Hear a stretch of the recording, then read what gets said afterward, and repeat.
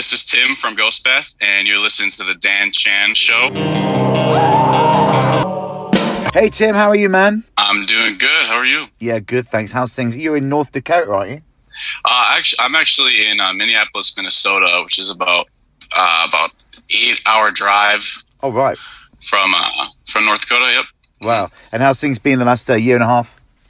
Well, it's been challenging and whatever for everybody, obviously. But for us, we pretty much just focus on writing and staying creative, staying in the studio. So it's been a good year and a half for us as far as being productive, and that's good. And well, I was going to ask you about, let's just move on to the music. You were releasing new album and your fourth release, Self Loather. Can we talk about the process behind the album, how it came about, and the themes that were attached to it?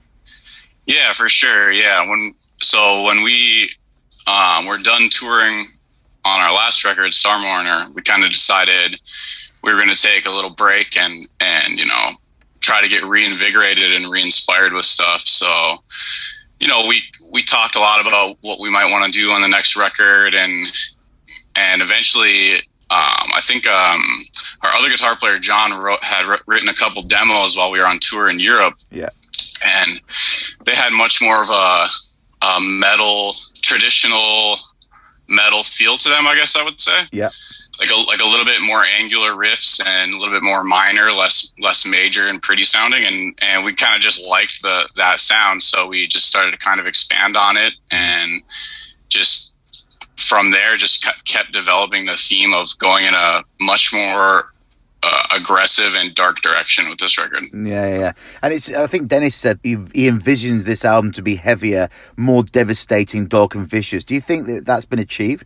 Yeah. Oh, yeah. I absolutely think we pulled in a wider range of influences, some death metal and influences and things like that, and yeah, absolutely. Is the creative process easy for you, or does it take a lot of consideration? I mean, how do you go about setting your mind up for the writing process? Do you have to take yourself onto a certain place in your head, or are you always in that zone? For me personally, I like to play with other musicians, and that's a lot of times where I get my inspiration. Like some of the, a lot of the riffs on this record were just things that I was just jamming on when we were in a rehearsal space, cool. Especially, jamming with a drummer, it really helps your creativity flow, because, that I'm just not a big fan of, sitting at home by myself in front of a computer and then writing a riff and then putting, digital drums over it.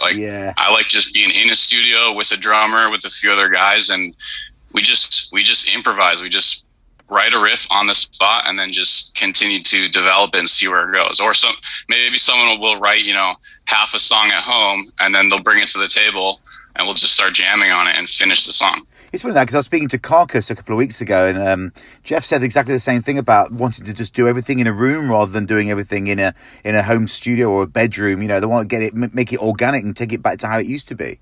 Exactly, and that was something we specifically tried to do on this record too. And I think in order to do that, there has to be chemistry between the band members, and that's something that is, can be hard to find. We've been playing music together for years, so it's easy for us to do that. But it would be hard to just get a new band together and just sit in a room and say, okay, what do we do? Yeah, I get that. And you wanted a different recording experience with this album compared to the last album, Funeral. How did that happen?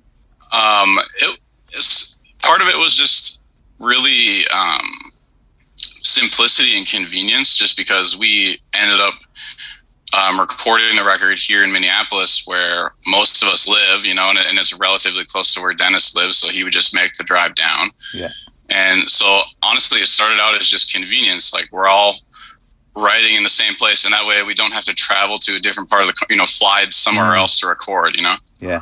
And the way you record as well, is that the normal band way they do it? Lay the drums down first and build up from there? Did you have a different method? We got demos together for all the songs ahead of time, and then going into pre-production, we would have the demo tracks on guitar, and then we would lay down the drums over those demo guitar tracks. Yeah. And then it was kind of like, once the drums are in place, then we really started actually build everything on top of that. Yeah, I get it. I get that. And how do you feel? This is your fourth album. How do you feel you're evolving per album? Yeah, I think we're definitely evolving to be better musicians, you know, getting better at our instruments and things like that. And, you know, even with Dennis's vocals, you know, he made a lot of leaps forward with his technique there. And, you know, so I think a lot of it is just evolution of the craft and just, you know, improvement of your capability as a musician, how well you can play your instrument, how well you know your instrument, you know, how good you are, or good are you at, you know, imagining a tone and then being able to actually create it in reality. I know we just touched on it, but I'm interested to know where you draw your influences from musically, because some of your tracks are quite melancholic, so I can tell that it isn't just all extreme music that's creeping in. Yeah, I mean, I think everybody has a pretty wide range of influences. You know, I know if you were to ask Dennis this question, you know, you'd probably get a different answer than me, or really for anybody in the band. You know, like yeah, I mean, my influences come from all over the place. It's definitely not even genre specific, but there is a melancholy sort of nostalgic. It's really hard to explain, but there's just a certain tone that I'll hear. It could be in any genre of music, you know. Like, I don't know if you're into like Aphex Twin at all. Yeah, of course, yeah. Yeah. So like a lot of his ambient stuff that he's done. That's something that even from a really young age really developed that love for me of that kind of haunting, melancholy, atmospheric vibe. So I mean, it could come from anything. It doesn't even have to be metal, you know. Now, and with this album, I think Dennis said in an interview that I read that once it's released, it belongs to anyone who listens to it. It's no longer my place to tell others what they should or shouldn't feel. What do you think he meant by that? Yeah, I think, you know, that was part of the reason that he never included lyrics really in the previous albums, you know. Was just that desire to give people something that they can totally form their own impression of. And one thing because I watched one of his recent interviews he did, and he was talking about a time at a show when he had two people come up to him after the show, and one of them was saying how hilarious the vocals were and how they were laughing, and then the other person was saying how it made them emotional and actually made them cry. Yeah. You know, and he was saying he loved that duality of how different two people's emotional reactions can be to the music. Yeah. And yeah, I kind of feel the same way. And it's something that you can definitely appreciate at our live shows, because you'll see like those metalheads kind of just going crazy, headbanging. And then you will see people that are like getting emotional sometimes, you know, and I love having that effect. I call it uneasy listening. Do you enjoy moving the listener like that? Yeah. Oh yeah.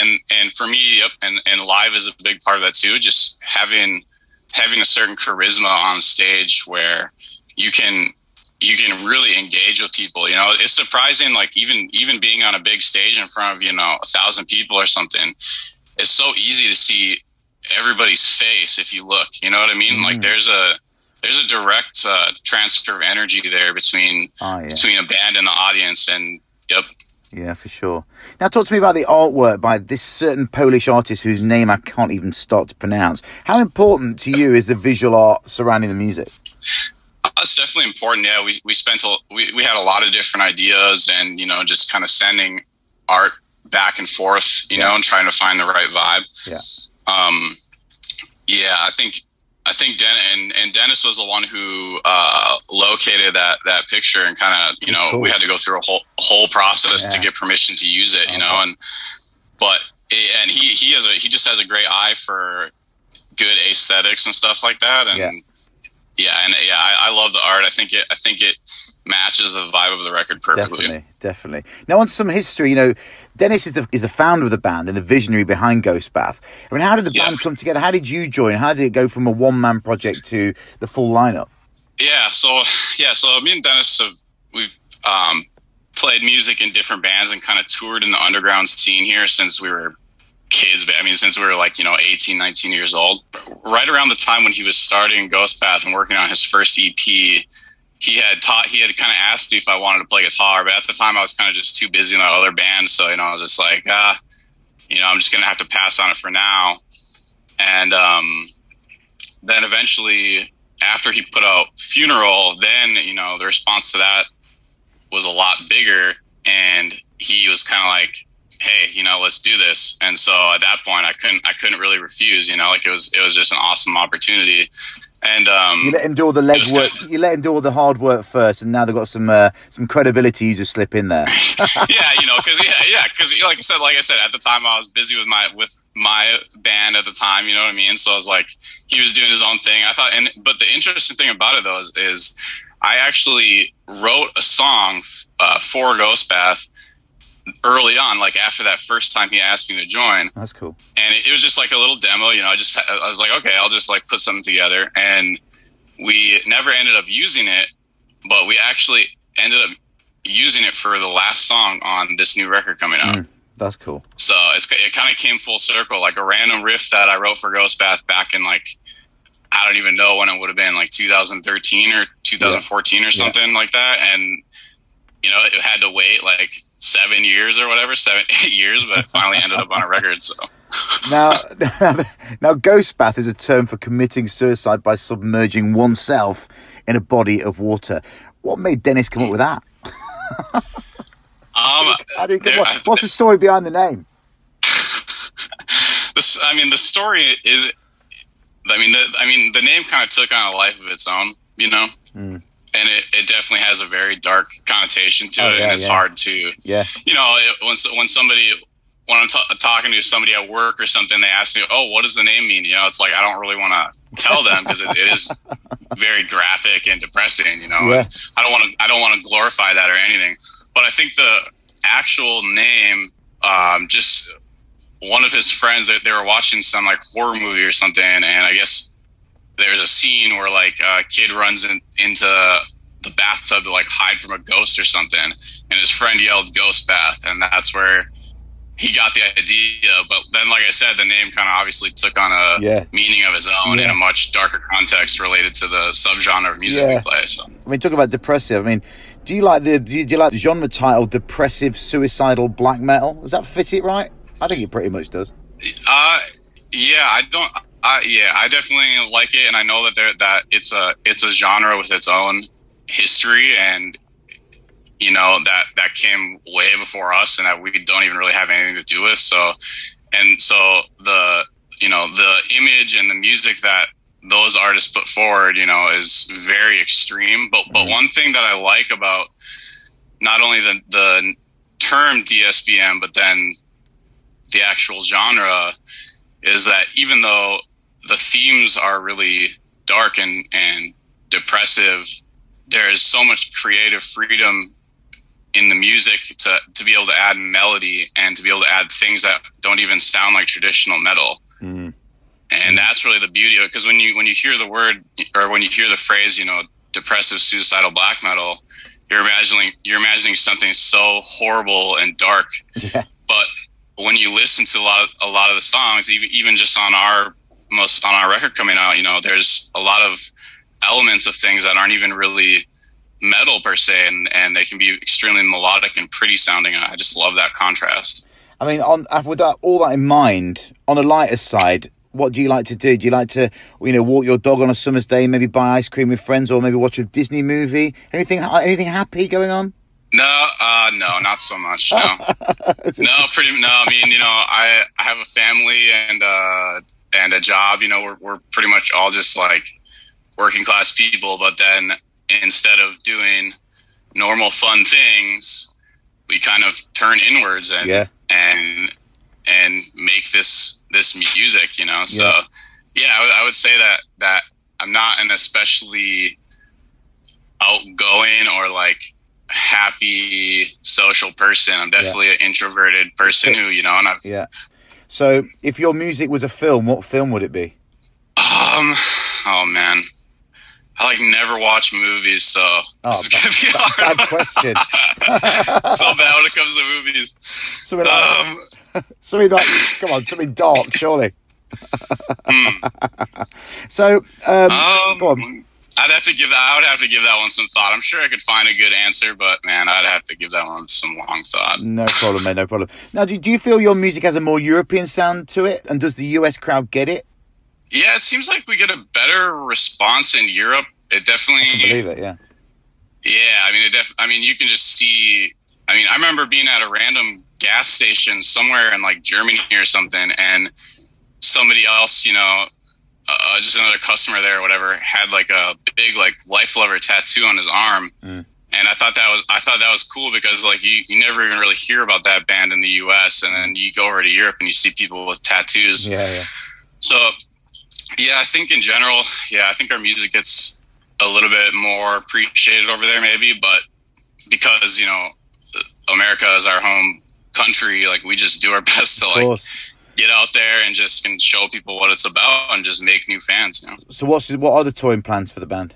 Yeah, we're just kind of waiting on our booking agent to see what they come up with for early next year, I guess. Like we don't have anything booked at the moment, so we're just kind of and with COVID and everything like that, there's a lot of bands have been having issues especially getting over to Europe and stuff like that. I've seen some cancellations and things. So Yeah. we're just kind of waiting to hear from them on like something solid and then just go from there. Yep. In your mind, who would the best touring partner be for you guys? I mean, we've always kind of we've toured with a lot of like death metal bands, which is kind of interesting. Like, I don't know, like Dying Fetus and you know what I mean? So like I would like to tour with I would love to tour with a big black metal band like Dark Funeral or something like that. Nice. I just think that would be so cool. Yeah. Beyond that, stylistically, yeah, I don't know. I'm gonna stick with that. I would love to tour with just a huge black metal band and just play huge shows every night with them. That'd be awesome. Be a good fit.